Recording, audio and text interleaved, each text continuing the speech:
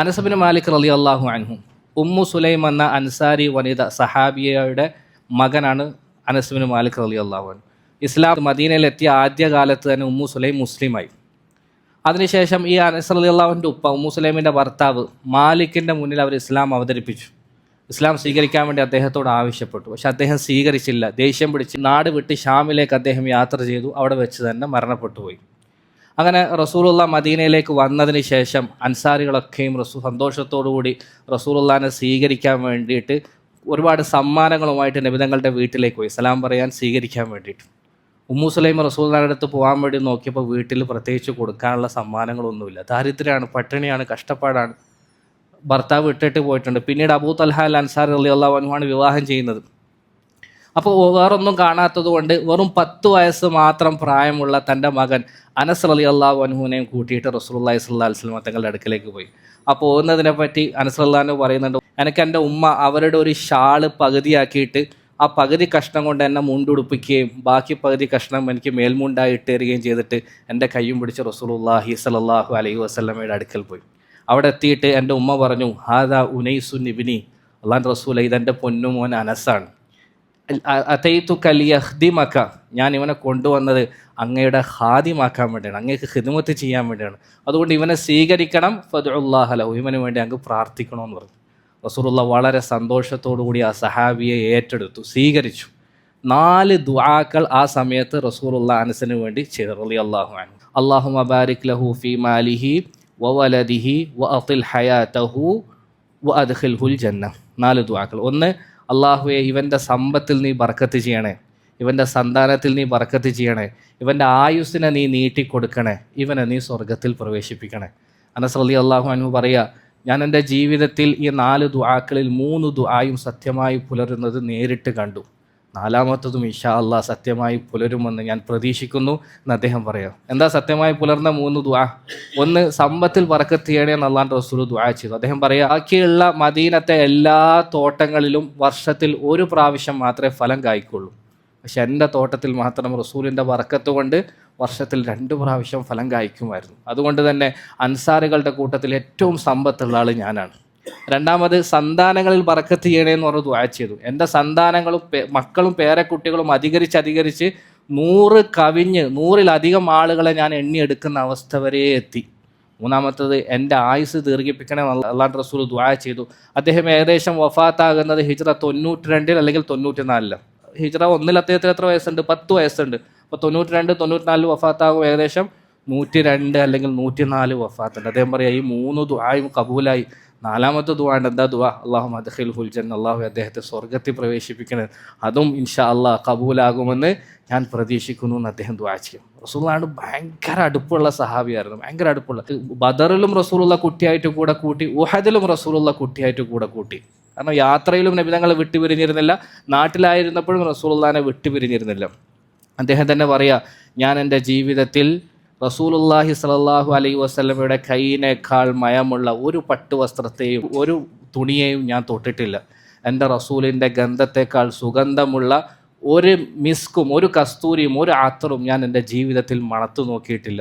അപ്പോൾ അദ്ദേഹത്തിൻ്റെ ശിഷ്യൻ ഇത് പറഞ്ഞപ്പം ശിഷ്യൻ സാബിത്ത് അൽ ബുനാനി റഹിമഹുല്ല ചോദിക്കുന്നുണ്ട്, മഹാനവരുകൾ, അങ്ങ് ഇതൊക്കെ പറയുമ്പം റസൂലുള്ളാഹിനെ നേരിട്ട് കണ്ട് അവിടുത്തെ ശബ്ദം കേൾക്കുന്നത് പോലെ ഞങ്ങൾക്ക് തോന്നുന്നുണ്ടല്ലോ. അദ്ദേഹം പറഞ്ഞു, അതെ, ഞാൻ റസൂലുള്ളാഹിനെ കാണുന്നത് പോലെ എനിക്ക് അനുഭവപ്പെടുന്നു. എനിക്കിനി ഒരൊറ്റ ആഗ്രഹം മാത്രമേ ഉള്ളൂ. എൻ്റെ ഏറ്റവും വലിയ ആഗ്രഹം, നാളെ ഖിയാമത്ത് നാൾ എത്തിയിട്ട് ഓടി റസൂലുള്ളാഹി സ്വല്ലല്ലാഹു അലൈഹി വസല്ലമയുടെ അടുക്കൽ പോയിട്ട് ഹുവൈദിമുക അനസ് യാ റസൂലല്ലാഹ് എന്ന് പറയണം. റസൂലേ, അങ്ങയുടെ കൊച്ചു സേവകൻ ഇതാ ഹാജർ എന്ന് പറഞ്ഞ് അവിടെയും എൻ്റെ ഹബീബിൻ്റെ കൂട്ടത്തിൽ കഴിയണം. അങ്ങനെ ഒറ്റൊരാഗ്രഹം മാത്രമേ എനിക്കിനി ബാക്കിയുള്ളൂ എന്ന് അദ്ദേഹം പറഞ്ഞു.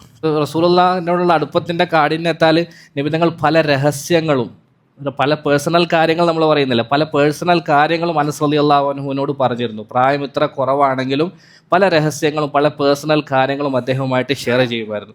ഇമാം ബുഖാരിയും മുസ്ലിമും ഒക്കെ റിവായത്ത് ചെയ്യുന്ന ഹദീസിൽ കാണാം, അദ്ദേഹം പറയാണ്, ഞാൻ ഒരിക്കലും കുട്ടികളുടെ കൂടെ ഇങ്ങനെ കളിച്ചുകൊണ്ടിരിക്കുകയായിരുന്നു.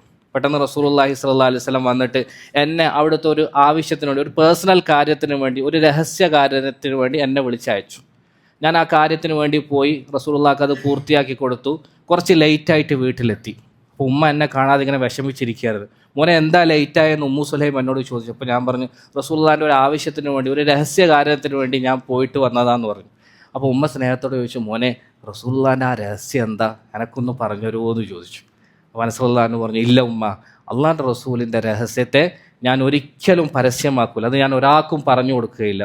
ഈ ഹദീസ് പറഞ്ഞിട്ട് ഈ സാബിത്ത് അൽ ബുനാനി എന്ന് പറഞ്ഞ ശിഷ്യനുണ്ടല്ലോ, ഈ ശിഷ്യനാണ് അനസ് റളിയല്ലാഹുവിൻ്റെ ഏറ്റവും അടുത്ത ശിഷ്യൻ, നല്ല ബന്ധമുള്ള ശിഷ്യനാണ്.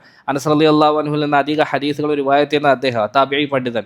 ആ താബിഈ പണ്ഡിതനോട് ഈ ഹദീസ് പറഞ്ഞതിന് ശേഷം അനസ് റളിയല്ലാഹു അൻഹു പറയാ, ലൗ വല്ലാഹി ലൗ ഹദ്ദസ്തു ബിഹി അഹദൻ ലഹദ്ദസ്തുക ബിഹി യാ സാബിത്ത്. സാബിത്തെ, ഞാൻ ഈ രഹസ്യം ആർക്കെങ്കിലും ഒരാൾക്ക് ഭൂമിയിൽ പറഞ്ഞു കൊടുക്കുമായിരുന്നെങ്കിൽ നിനക്ക് പറഞ്ഞു തന്നേനെ, പക്ഷേ അള്ളാഹിൻ്റെ റസൂലിൻ്റെ രഹസ്യം ഞാൻ ആർക്കും പറഞ്ഞു കൊടുക്കുകയില്ല. സുബ്ഹാനല്ലാഹ്, എത്ര നല്ല സേവകനല്ലേ.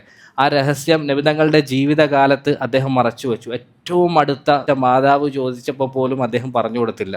നബി തങ്ങളുടെ വഫാത്തിന് ശേഷവും ഏറ്റവും അടുത്ത അരുമ ശിഷ്യന് പോലും അദ്ദേഹം ആ രഹസ്യത്തെ പറഞ്ഞു കൊടുത്തില്ല. ആ രഹസ്യം മനസ്സിൻ്റെ ഉള്ളിൽ തന്നെ വെച്ച് അദ്ദേഹം ഈ ലോകത്തോട് വിട പറഞ്ഞു.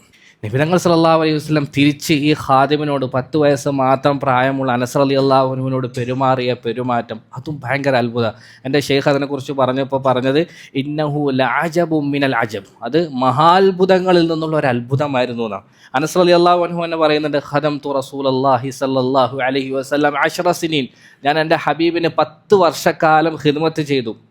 വഅന ഗുലാം, ഞാൻ ചെറിയ കുട്ടിയായിരുന്നു ആ സമയത്ത്. ലൈസ കുല്ലു അംരി കമാ യഷ്തഹി സാഹിബി അൻ അകൂന അലൈഹി, അതുകൊണ്ട് തന്നെ ഞാൻ ചെയ്യുന്ന എല്ലാ കാര്യങ്ങളും എൻ്റെ യജമാനൻ ഇഷ്ടപ്പെടുന്ന തരത്തിൽ എനിക്ക് ചെയ്യാനൊന്നും സാധിച്ചിരുന്നില്ല. 10 വയസ്സുള്ള കുട്ടിയല്ലേ, അത് എടുത്തുകൊണ്ട് വരുവാന്ന് പറയുമ്പോൾ ചിലപ്പോൾ മറക്കും, വേറെ കാര്യം എടുത്തുകൊണ്ട് വരും, അത് ചെയ്യുന്ന പറയുമ്പോൾ ചെയ്യൂല. പക്ഷെ ഇങ്ങനെയൊക്കെ ആയിരുന്നിട്ട് പോലും വല്ലാഹി മാ ഖാല ലി ഉഫിൻ ഖത്തു, ഒരിക്കൽ പോലും എന്നോട് റസൂലുള്ള ഉഫ് എന്ന വാക്ക് പോലും ഉച്ചരിച്ചിട്ടില്ല. വെറുപ്പ് കാണിക്കുന്നതിൻ്റെ ഏറ്റവും താഴ്ന്ന ദറജയിലുള്ള കാര്യമാണ് ഉഫ് എന്നിങ്ങനെ ആക്കൽ. ഒരിക്കൽ പോലും ആ ഒരു വാക്ക് പോലും ഉപയോഗിച്ചിട്ടില്ല എന്ന്. ഏതെങ്കിലും ഒരു കാര്യം ഞാൻ ചെയ്തിട്ടില്ലെങ്കിൽ എന്തുകൊണ്ട് നീ അത് ചെയ്തിട്ടില്ല എന്ന് എന്നോട് റസൂലുള്ള ചോദിച്ചിട്ടില്ല. ഒരു കാര്യം ഞാൻ ചെയ്താൽ എന്തുകൊണ്ട് നീ അത് ചെയ്തടാന്നും ചോദിച്ചിട്ടില്ല. ഇത് നമ്മൾ എപ്പോഴും കേൾക്കുന്ന ഹദീസാണ്. പക്ഷെ നമ്മളൊന്ന് ആഴത്തിലിറങ്ങി ചിന്തിച്ച് നോക്കിയേ, 10 വർഷക്കാലം റസൂലുള്ള ഇത് സൂക്ഷിച്ചിട്ടുണ്ട്. 10 വർഷക്കാലം. ചെറിയ കുട്ടിയല്ല. ഇപ്പം നമ്മൾ ഒരുപാട് യാത്ര റസൂലുള്ള ചെയ്തിട്ടുണ്ട്. അപ്പോഴൊക്കെ കൂട്ടത്തിൽ അനസ് റളിയല്ലാഹു അൻഹു ഉണ്ടാകാറുണ്ട്. നമ്മൾ ആലോചിച്ച് നോക്കി, യാത്രയുടെ സമയത്തൊക്കെ ക്ഷീണം പിടിച്ച് തളർന്ന് ഉറക്കമൊക്കെ വന്നിട്ട് നമ്മുടെ കൺട്രോൾ പോകുന്ന ചില സമയമുണ്ട്. അപ്പോൾ കൂട്ടത്തിലുള്ള ഉപ്പാനോട് നമ്മൾ ചൂടായി പോകും, ഉമ്മാനോട് ചൂടായി പോകും, മക്കളോടും ഭാര്യയോടും പിന്നെ പറയണ്ട, ചൂടായിരിക്കും. അങ്ങനെയൊക്കെയുള്ള സന്ദർഭങ്ങൾ പലതും വന്നിട്ടുണ്ടാവുമല്ലോ. 1-2 മണിക്കൂറല്ലല്ലോ. പക്ഷേ ഈ 10 വർഷക്കാലത്തിനിടയിൽ ഒരിക്കൽ പോലും റസൂലുള്ള വെറുപ്പിൻ്റെ ഏറ്റവും ചെറിയ ഭാവപ്രകടനമായ ഉഫ് എന്ന വാക്ക് പോലും പ്രകടിപ്പിച്ചിട്ടില്ല. ഇമാം അഹ്മദിൻ്റെ റിവായത്തിൽ കുറച്ചും കൂടി അധികമുണ്ട്, സിയാദത്തിൻ്റെ. അദ്ദേഹം പറയാം, റസൂലുള്ള ഒരിക്കലും എന്നെ ആക്ഷേപിച്ചിട്ടില്ല.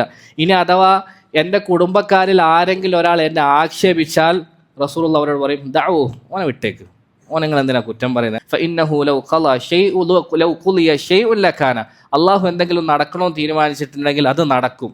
അള്ളാഹു നടക്കണ്ടെന്ന് തീരുമാനിച്ചു, അതുകൊണ്ട് അത് നടന്നിട്ടില്ല. അതുകൊണ്ട് നിങ്ങൾ അവനെ കുറ്റം പറയേണ്ട, അവനെ വിട്ടേക്കു എന്ന് പറഞ്ഞ് എന്നെ ആളുകൾ ആക്ഷേപിക്കുമ്പോഴും എൻ്റെ റസൂൽ എന്നെ സപ്പോർട്ട് ചെയ്ത് സംസാരിക്കുമായിരുന്നു, എനിക്ക് പിന്തുണ നൽകുമായിരുന്നു, എന്നെ ഒറ്റക്കാക്കുമായിരുന്നില്ല. അദ്ദേഹം തന്നെ വളരെ രസകരമായ ഒരു സംഭവം വിവരിക്കുന്നുണ്ട്. ഒരിക്കൽ റസൂലുള്ള എന്നോട് അവിടുത്തെ ഒരു ആവശ്യം പൂർത്തിയാക്കിയിട്ട് വരാൻ പറഞ്ഞു. അപ്പോൾ നബി തങ്ങളുടെ ആവശ്യം പൂർത്തീകരിച്ചു കൊടുക്കണമെന്ന് തന്നെയായിരുന്നു എൻ്റെ മനസ്സിൻ്റെ ഉള്ളിൽ ഉണ്ടായിരുന്നത്. പക്ഷെ അപ്പോഴത്തെ എന്തോ ഒരു മൂഡിൽ ഞാൻ അറിയാതെ പറഞ്ഞു, വല്ലാഹി ലാ അദ്ഹബ്, അള്ളാഹുവാണ് ഞാൻ പോകൂല എന്ന് പറഞ്ഞു. എൻ്റെ ഷെയ്ഖ് പറയുന്നുണ്ട്, അദ്ദേഹം ലാ അദ്ഹബ് റസൂലെ, ഞാൻ അങ്ങയുടെ ആവശ്യത്തിനു വേണ്ടി പോകൂല എന്നല്ല പറഞ്ഞത്, മറിച്ചോ വല്ലാഹി, അള്ളാഹുവിൽ സത്യം ചെയ്താൽ പറയാം. നമ്മൾ അള്ളാഹാണെന്ന് പറയുന്ന പോലെയല്ല. റസൂലുള്ളാഹിൻ്റെ മുമ്പിൽ അള്ളാഹുവിനെ പിടിച്ച് സത്യം ചെയ്യുക എന്ന് പറഞ്ഞാൽ വളരെ ഗൗരവമുള്ള കാര്യമാണ്. അദ്ദേഹം അള്ളാഹുവിനെ പിടിച്ച് ഞാൻ പോകൂല റസൂലെ എന്ന് തിരിച്ചു പറഞ്ഞു. റസൂലുള്ള ഒന്നും മിണ്ടിയില്ല. എന്തായാലും പോകാൻ ഉദ്ദേശിച്ചതുകൊണ്ട് കുറച്ചു നേരം കഴിഞ്ഞ് ഇദ്ദേഹം പതുക്കെ ഇറങ്ങിപ്പോയി. പട്ടണത്തിലെത്തിയപ്പോൾ, കമ്പോളത്തിലെത്തിയപ്പോൾ കുറച്ച് കുട്ടികൾ ഇങ്ങനെ ഒരുമിച്ച് കൂടി കളിക്കുന്നത് കണ്ടു. ആ കളിക്കുന്നത് കണ്ടിട്ട് ഇദ്ദേഹം അവിടെ നിന്നു. റസൂലുള്ള അയച്ച കാര്യം മറന്നുപോയി. ചെറിയ കുട്ടിയാണല്ലോ, അവരുടെ കളിയും നോക്കി അതിലിങ്ങനെ മുഴുകി നിന്ന സമയത്ത് അദ്ദേഹം പറയാം, അവസാനം ഞാൻ നെട്ടുന്നത് എൻ്റെ റസൂൽ സല്ലല്ലാഹു അലൈഹി വസല്ലം എൻ്റെ പിന്നിൽ വന്ന് എൻ്റെ പിരടി ഇങ്ങനെ പിടിച്ച് നിൽക്കുന്നപ്പോഴാണ് ഞാൻ നെട്ടുന്നത്. റസൂലുള്ള ബാക്കിൽ വന്ന് എൻ്റെ പിരടി ഇങ്ങനെ പിടിച്ച് നിൽക്കുന്നു. ഞാൻ ഫനദർതു ഇലൈഹി, നബി തങ്ങളിലേക്ക് നോക്കി, വഹുവ യൽഹഖ്, പേടിച്ച് ഞാൻ നോക്കിയെങ്കിലും റസൂലുള്ള പുഞ്ചിരിക്കുന്നുണ്ടായിരുന്നു, ചിരിക്കുന്നുണ്ടായിരുന്നു. എന്നിട്ട് എന്നോട് ചോദിച്ചു, യാ ഉനൈസ് അദഹബ്ത ഹൈസു അമർത്തുക്. യാ ഉനൈസ് എന്ന് പറഞ്ഞാൽ ഇസ്മു തസ്ഗീർ എന്ന് പറയും. അറബികൾ സ്നേഹത്തിൽ വിളിക്കുന്ന, അനസിനെ ഉനൈസ് ആക്കുന്നത് സ്നേഹത്തിൽ. നമ്മൾ മലയാളത്തിലേക്ക് അർത്ഥം വെച്ചാൽ കൊച്ചനസേ എന്ന അതിൻ്റെ വാക്കർത്ഥം. അതായത് അനസ് മോനെ, അല്ലെങ്കിൽ മോനെ അനസേ, ഞാൻ പറഞ്ഞ കാര്യത്തിൽ നീ പോയിട്ടുണ്ടോടാ എന്നോട് ചോദിച്ചു. അപ്പോൾ ഞാൻ അള്ളാഹുവിൻ്റെ റസൂൽ അതെ, ഞാൻ അതിനു വേണ്ടി പോയിക്കൊണ്ടിരിക്കുക, മാപ്പാക്കണേ എന്ന് പെട്ടെന്ന് പറഞ്ഞു. റസൂൽ അപ്പോഴും എന്നോട് കയർത്തില്ല, ചൂടായില്ല, ദേഷ്യം പിടിച്ചില്ല, ഒന്നുമില്ല. ചിരിച്ചുകൊണ്ട് ഉനൈസ് എന്ന് വിളിച്ചിട്ടാണ് എന്നോട് ചോദിച്ചതെന്ന് റളിയല്ലാഹു അൻഹു വറഹിമഹു വഗഫറ ലഹു. അങ്ങനെ അദ്ദേഹം ഹിജ്റ 92 അല്ലെങ്കിൽ 94 വഫാത്താകുന്നത്. അള്ളാഹു ആ മഹാന്മാരുടെ കൂട്ടത്തിൽ നമ്മളെയും നാളെ നബി മുഹമ്മദ് സല്ലല്ലാഹു അലൈഹി വസല്ലം തങ്ങളുടെ കൂട്ടത്തിൽ ഒരുമിച്ച് കൂട്ടുമാറാകട്ടെ.